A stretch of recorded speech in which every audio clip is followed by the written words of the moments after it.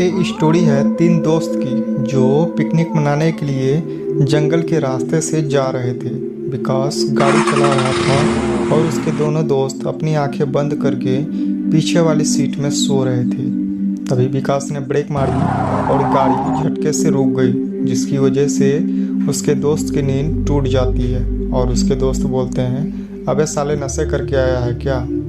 तभी विकास बोला, गाड़ी दो राहों पर है, कौन सी रास्ता पकड़े समझ में नहीं आ रहा है, इसलिए तुम मैप में देखो कौन सी रास्ता होटल में जाएगी। तब अर्जुन ने कहा, अरे लेफ्ट वाला रास्ता ले ले, शायद यही रास्ता होटल तक जाएगी।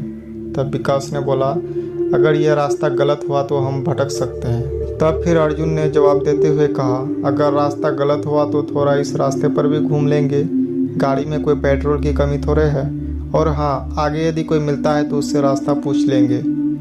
इन सब की बात को मानकर विकास गाड़ी स्टार्ट किया और लेफ्ट वाली रास्ता से आगे बढ़ने लगा। फिर थोड़ी ही देर बाद विकास ने फिर से ब्रेक लगा दी। अबे साले की हवा फिर से ब्रेक क्यों मारी, ये कहकर अर्जुन चिल्लाने लगा। लेकिन इस बार माजरा कुछ और ही था। कई बार आवाज़ देने पर भी विकास ने कोई जवाब नहीं दिया, मानो जैसे किसी ने उसकी आवाज़ छीन ली हो, और वह इशारों से दोनों को कुछ दिखाने लगा। लेकिन अंधेरी रात होने की वजह से उन दोनों को ज़्यादा कुछ दिख नहीं रहा था, लेकिन विकास की आंखें उसे साफ साफ देख सकते थे। फिर विकास ने गौतम से कहा, तुझे कुछ दिखाई नहीं दे रहा है क्या, सामने वो जो खड़ी है। विकास की बात से पता चल रहा था कि सामने कुछ तो है जिसे देखकर विकास डर रहा है। तब अर्जुन ने कहा, तू गाड़ी साइड से ले ले। तब डर डर कर विकास ने गाड़ी को उनके साइड से निकाल लिया। कुछ समय तक गाड़ी ठीक चली, लेकिन थोड़ी ही देर बाद गाड़ी अपने आप रुक गई। गाड़ी के रुक जाने के बाद अर्जुन गुस्से से विकास को पूछता है, अबे तू ये बार बार गाड़ी क्यों रोक लेता है। फिर विकास बोला, मैंने नहीं रोका है गाड़ी इस बार अपने आप ही रुक गई है। और देखते ही देखते रात और भी काली हो गई और अचानक चारों ओर एक सन्नाटा छा गया। गाड़ी से उतरने की किसी को हिम्मत नहीं हो रही थी।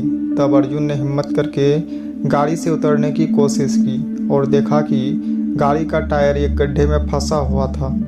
पर अजीब बात यह था कि गाड़ी के इतने बड़े गड्ढे में फंसने के बावजूद भी कोई झटका महसूस नहीं हुआ। तब अर्जुन बोला, अरे घबराने की कोई बात नहीं है, गाड़ी में कुछ खराबी नहीं है, बस एक टायर गड्ढे में फंस गया है, हम तीनों मिलकर बाहर निकाल लेंगे। पर अजब बात यह था कि अर्जुन की बातों का गाड़ी से किसी की जवाब नहीं आ रही थी, और 2-3 बार बुलाने पर भी जब कुछ जवाब नहीं मिला तो अर्जुन ने गुस्से से कहा, अबे सालो तुम सबको सांप सूंघ गया है क्या। ये कहते ही वो जैसे ही गाड़ी के पास आया तो अर्जुन के सामने गाड़ी में कोई भी नहीं था, पूरा गाड़ी खाली पड़ा था। अर्जुन गाड़ी में किसी को ना पाकर बहुत डर गया और इधर उधर देखने लगा। भूत प्रेत की कहानियों पे कभी यकीन न करने वाला अर्जुन आज एकदम खामोश हो गया था।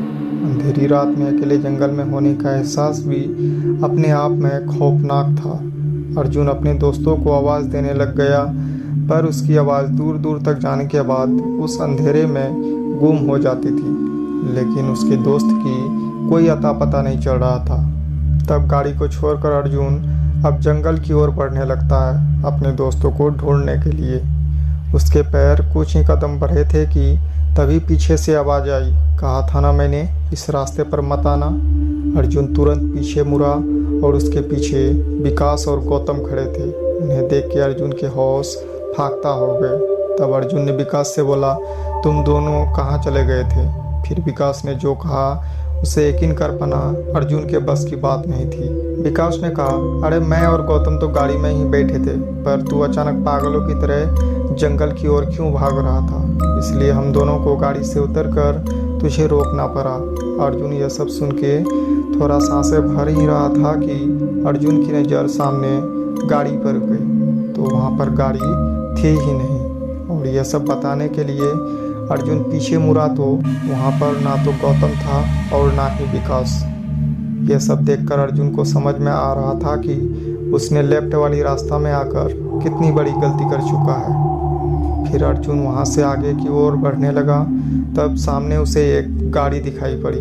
तब अर्जुन यह सोचकर खुश हो गया कि शायद ये उसी की गाड़ी है, और उसने पास जाकर देखा तो ये उन्हीं की गाड़ी थी। फिर अर्जुन गाड़ी के अंदर देखा तो उसके होश उड़ गए, क्योंकि गाड़ी में उसके दोस्त की लाश पड़ी हुई थी।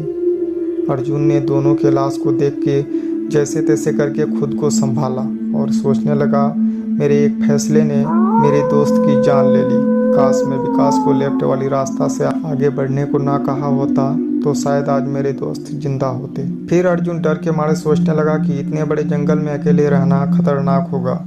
ये सोच के जैसे ही उसने अपने मरे हुए दोस्तों को छोड़ के आगे कदम बढ़ाया तो उसे पीछे से किसी के कदमों की आहट सुनाई दी।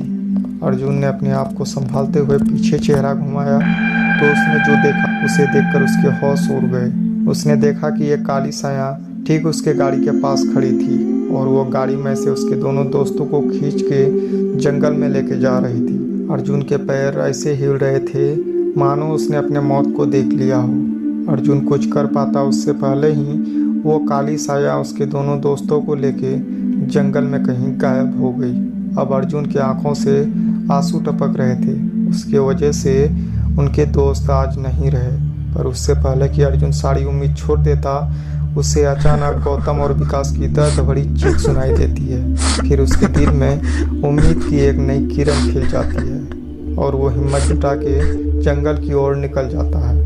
तभी उसके दिमाग में एक आइडिया आया और उसने पुलिस को बुलाने की सोची, पर मोबाइल तो गाड़ी में रह गया था।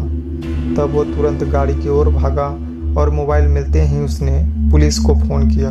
तभी पुलिस ने हेलो बोला और फिर अर्जुन ने घबराते और कांपते हुए जुबान से बोला, हेलो, मैं अर्जुन बोल रहा हूँ। हम यहाँ इस बी कोठी वाली जंगल में फंस गए हैं। मुझे और मेरे दोस्तों को बाहर निकालिए इस जंगल से।